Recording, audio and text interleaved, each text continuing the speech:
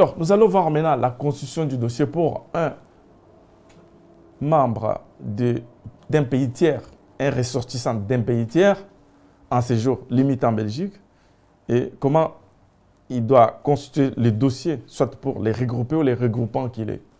Et comment les choses se passent au niveau soit de la Belgique ou du pays étranger.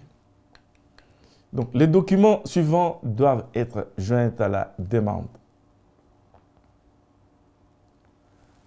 Pour toutes les demandes, extrait du casier judiciaire, sur plus de 18 ans, copie du titre de séjour de la personne résidant en Belgique, certificat médical, preuve du logement suffisant, contrat de bail, on l'a dit plusieurs fois, enregistré ou titre de propriété, sauf la résidence de longue durée dont la famille était déjà constituée, preuve des moyens, des substances stables, réguliers et suffisants, attestation d'assurance maladie ou de la mutuelle selon les cas. Les conjoints, acte de mariage ou de l'enregistrement d'un partenariat enregistré équivalent au mariage et à l'acte de naissance et l'acte de naissance. Pour les partenaires, la preuve du partenariat, la preuve de la relation stable et durable et l'acte de naissance. Les enfants, la preuve de filiation, acte de naissance. Lorsqu'il ne s'agit pas d'un enfant commun, la preuve du droit de garde de l'enfant et en cas de garde partagée, la preuve d'accord de l'autre parent.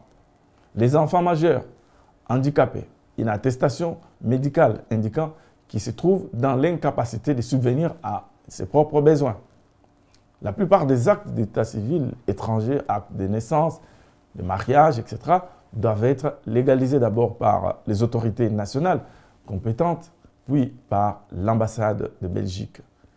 Pour en savoir plus, allez sur toutes les obligations de procédure de légalisation. Vous pouvez consulter les sites www.diplomatie.be.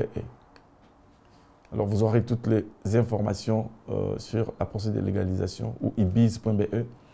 S'ils ne sont pas établis en français, néerlandais, allemand ou anglais, ils doivent être traduits en une de ces langues par un traducteur géré.